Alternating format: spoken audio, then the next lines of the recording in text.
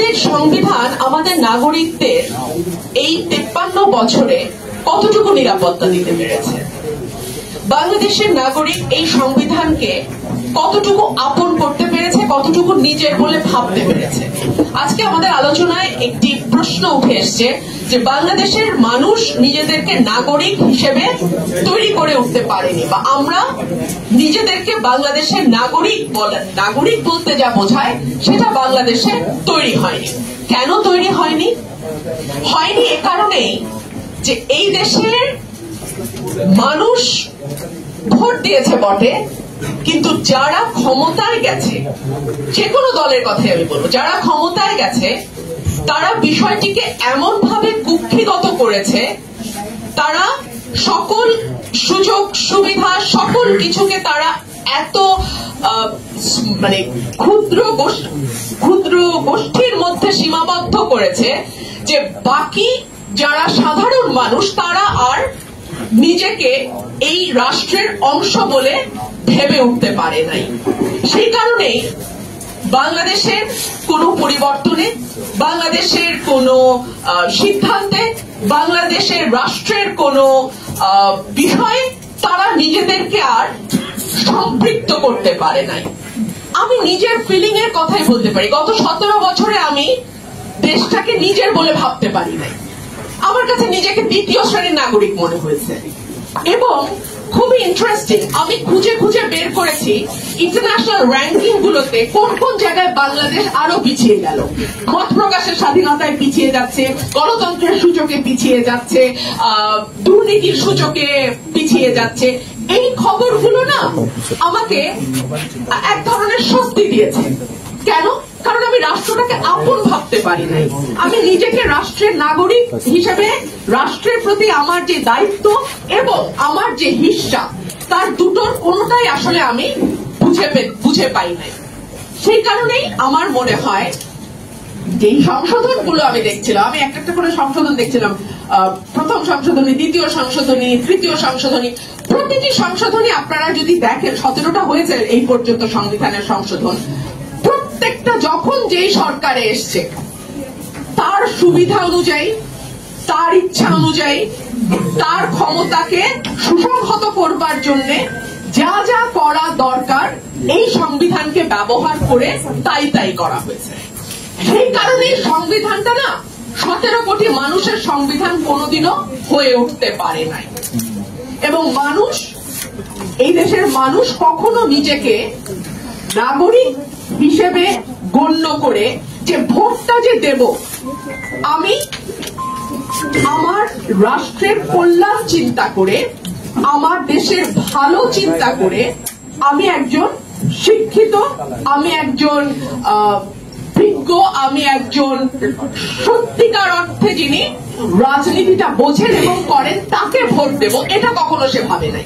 সে মনে করেছে আমার ক্ষমতা ওই একদিনই, আমি ভোট দিব ওই একদিনই আমার ক্ষমতা, এটা আমি কিছু পয়সার বিনিময়ে দেই বা সিগারেট পান বিড়ির বিনিময়ে দেই, ওই একদিনই আমার যেটুকু পাওয়ার আমি ওই একদিনই পাবো। এরপরে আর 365x5 যেই কয়দিন হয় ওই কয়দিন আমার আসলে আর কোনো সে থাকবে না, আমার আর কোনো বলার কিছু থাকবে না।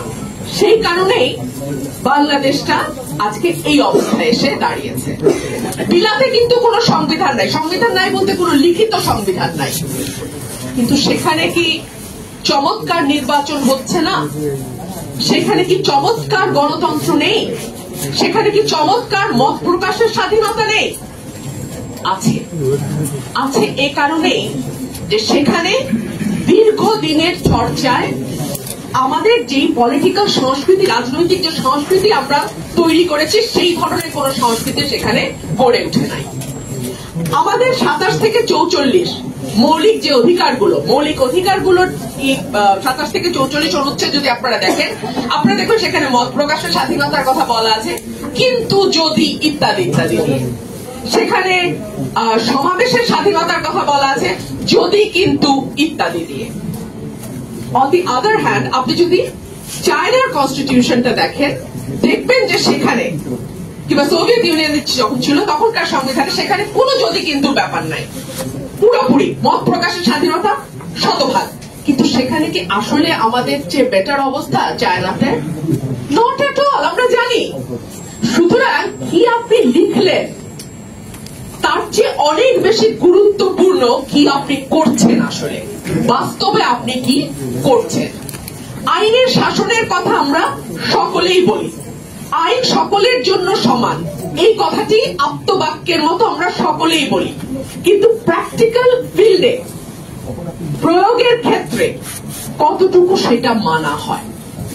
সুতরাং সংবিধান আপনি এটাকে সংশোধন করেন কিংবা আবার নতুন করে লেখেন, তাতে কিচ্ছু যায় আসে না, যতক্ষণ না পর্যন্ত এটার মূল স্পিরিটটা আপনি হৃদয়ে ধারণ করছেন এবং যতক্ষণ না পর্যন্ত যারা জনগণের প্রতিনিধিত্ব করেন সেই রাজনৈতিক দলগুলো এবং রাজনীতিবিদেরা এটাকে আপ্তবাক্য হিসাবে আত্মস্থ করে, ততদিন পর্যন্ত আসলে সেই অর্থে সংবিধান আপনি লেখেন বা এটাকেই রাখেন বা এটাকে আবার সংশোধন করেন, তাতে কিছু যায় আসে না।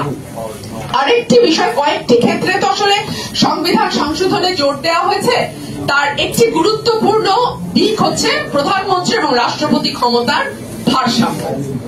এটা নিয়ে সকল রাজনৈতিক দল মোটামুটি একমত হয়েছে যে রাষ্ট্রপতি এবং প্রধানমন্ত্রীর ক্ষমতার ভারসাম্য আনতে হবে, প্রধানমন্ত্রীর হাতে একচ্ছত্রভাবে অসীম ক্ষমতা দেয়া আছে। আচ্ছা, বাংলাদেশের রাজনৈতিক প্রেক্ষাপটে রাষ্ট্রপতিটা কারা হন আমরা তো দেখেছি, বিগত সরকারগুলোতে আমরা দেখেছি রাষ্ট্রপতি কারা হয়। সুতরাং একজন দলীয় ব্যক্তিকে আপনি রাষ্ট্রপতি করবেন এবং তারপর আপনি আশা করবেন যে প্রধানমন্ত্রীর সঙ্গে তিনি ক্ষমতার ভারসাম্য শেয়ার করবেন, তাহলে তো হবে না। বাংলাদেশের রাষ্ট্রপতি হবার জন্য কি কি যোগ্যতা দরকার, তার কোন দলীয় ব্যক্তি রাষ্ট্রপতি হতে পারবেন কিনা, এই আলোচনাগুলো আসলে মাঠে আসা দরকার। 70 অনুচ্ছেদ নিয়ে সবসময় কথা হচ্ছে, আমাদের নির্বাহী বিভাগ, বিচার বিভাগ, আইন বিভাগের মধ্যে সেপারেশন অফ পাওয়ার যেটাকে বলে, সেটাকে নিশ্চিত করবার ক্ষেত্রে 70 অনুচ্ছেদ একটি বড় বাধা হিসেবে ধরে নেওয়া হয় এবং মানে আইনসভার যে স্বাধীনতা, আইনসভার যে সার্বভৌম ক্ষমতা, সেটাকে 70 অনুচ্ছেদ অনেকটাই বাধাগ্রস্ত করে। আমরা মনে করি যে 70 অনুচ্ছেদ বাংলাদেশে পুরোপুরি তুলে দেওয়া সময় হয়তো বা এখনো আসে নাই, কারণ নানান রকম প্রলোভনের বিষয় আছে, এক ধরনের হর্স ট্রেডিং এর কথাও শোনা যায়। সুতরাং 70 অনুচ্ছেদ পুরোপুরি তুলে না দিয়ে এটিকে কিছু ক্ষেত্রে, যেমন বাজেটের ক্ষেত্রে, অনাস্থার ক্ষেত্রে, সংবিধান সংশোধনের ক্ষেত্রে, এই জায়গাগুলোকে বাদ দিয়ে অন্যান্য জায়গায় সাংসদরা যাতে স্বাধীনভাবে তাদের ভোটাধিকার প্রয়োগ করতে পারে সেইভাবে 70 অনুচ্ছেদকে সংশোধন করা যায়। আরেকটি জায়গা যেটা খুবই আলোচনায় এসছে সংশোধনের ক্ষেত্রে, সেই জায়গাগুলোতে একটা কথা বারবার আসে, রাজনৈতিক ঐক্যমত, দলগুলোর মধ্যে ঐক্যমত। মুশকিল হচ্ছে বাংলাদেশের রাজনৈতিক দলগুলো আমি ক্ষমতায় যাব এই একটা বিষয় ছাড়া আর কোন বিষয়ে ঐক্যমতে আসতে পারে বলে আমরা দেখি নাই, এরকম নজির নাই। তবে ওই যে সাকিব ভাই যে কথাটা বলে গেল, শেষ বিচারটা আসলে জনগণের হাতে। মানুষ যদি চায়, এটা আমাদের একটা বিরাট সম্ভাবনার দরজা খুলেছে 5ই অগস্ট। মানুষ যদি চায় এবং মানুষ যদি বিশ্বাস করা শুরু করে দেশটা আমার, রাষ্ট্রটা আমার, এই দেশটার মালিক আমি, সুতরাং দেশটি কিভাবে পরিচালিত হবে সেখানে আমারও কিছু বলবার আছে, সেই জায়গাটিতে যদি মানুষ সোচ্চার থাকে, শোরগোল করে, হইচই থাকে, এই অবস্থাটা তারা জারি রাখতে পারে, তাহলে আমি বিশ্বাস করি বাধ্য হয়ে হলেও রাজনৈতিক দলগুলো কিছুটা সোজা পথে আসবে। আর একটা বিষয়, গণতন্ত্র আসলে চমৎকার ভাবে একদিনে প্রতিষ্ঠিত হয় না, এটি চড়াই উতরায়ের মধ্যে দিয়ে, ট্রায়াল এন্ড এররের মধ্যে দিয়ে আসে। কখনো গণতন্ত্রের জোয়ার হয়, গণতন্ত্রের ভাটা আসে, কিন্তু এটা একটা যাত্রা। এই যাত্রাটা আমরা জারি রাখি, এই শোরগোলটা আমরা জারি রাখি। ধন্যবাদ।